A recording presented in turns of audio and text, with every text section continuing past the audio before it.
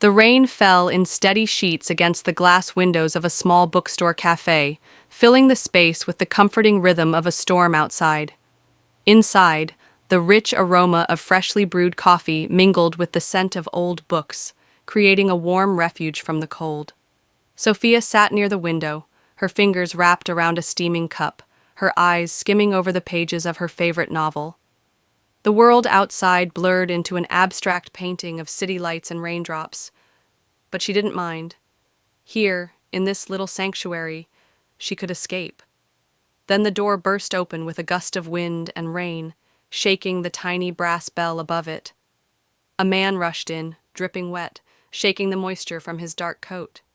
He exhaled sharply, running a hand through his damp hair as he scanned the cafe. Ethan. He didn't belong in places like this. He looked like he should be in an office somewhere, solving problems, not standing in the middle of a quiet cafe, disrupting its peace. But when his gaze landed on Sophia, something shifted.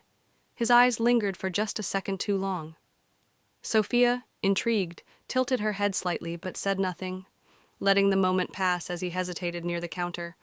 He stared at the menu, brow furrowed, as if it held the secrets of the universe. She smirked. Too many choices? Ethan turned, startled by her voice. Then he chuckled, shaking his head. Apparently. She closed her book, resting her chin on her palm. You look like the kind of guy who orders plain black coffee and regrets it halfway through. He scoffed, crossing his arms. You think you've got me all figured out?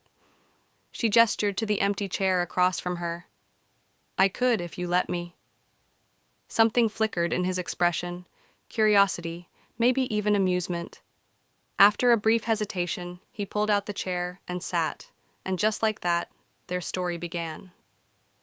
The hours melted away, the cafe emptied as the storm outside waned, but neither of them noticed. Their table was now cluttered with coffee cups and books they had pulled from the shelves, their conversation flowing like they had known each other for years. Sophia learned that Ethan was an architect who had wandered in to escape the rain. He had never been much of a reader, but he listened intently as she talked about the books she loved, occasionally challenging her opinions with playful skepticism. You seriously think Pride and Prejudice is overrated? She asked, feigning offense. Ethan leaned back, smirking. Only because you're obsessed with Mr. Darcy. Admit it. Sophia gasped, placing a hand over her heart. I will do no such thing. Laughter echoed between them, warm and unguarded, the kind of laughter that came easily, effortlessly, as if it had always been waiting for the right person to unlock it. But then, as the night grew older, reality crept in. This was nice, Sophia murmured as they stepped outside. The rain had stopped, leaving the streets glistening under the golden glow of streetlights. She pulled her coat tighter around herself, as if shielding against something other than the cold. Ethan nodded, stuffing his hands into his pockets. Yeah, it really was. She hesitated before speaking again. I leave for Paris tomorrow, she admitted, her voice quieter now. For a year. Ethan froze, and for the first time that night, he was at a loss for words. One evening. That was all they had been given, and now it was slipping away. A lump formed in Sophia's throat. She had convinced herself she was ready for this, that she had no attachments keeping her here. But why did walking away suddenly feel so hard? Ethan cleared his throat, forcing a small smile. Well, Paris is lucky then. She smiled back, though it didn't quite reach her eyes. Goodbye, Ethan. And just like that, she walked away. That night, Ethan sat in his dimly lit apartment, staring at the book Sophia had recommended. He flipped through the pages, but his mind wasn't on the words. He had always been logical, never one to chase fleeting moments. But something about this, about her, felt different. What if he never saw her again? What if this was a story that wasn't meant to end? Before he could think twice, he grabbed his coat and ran out the door.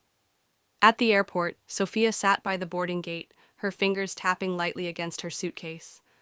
Her mind replayed the night, every conversation, every glance, every heartbeat that had felt just a little too loud. Had she made a mistake? Then, Sophia! Her breath caught as she turned. Ethan stood there, breathless, eyes searching hers for something. Hope, an answer, anything.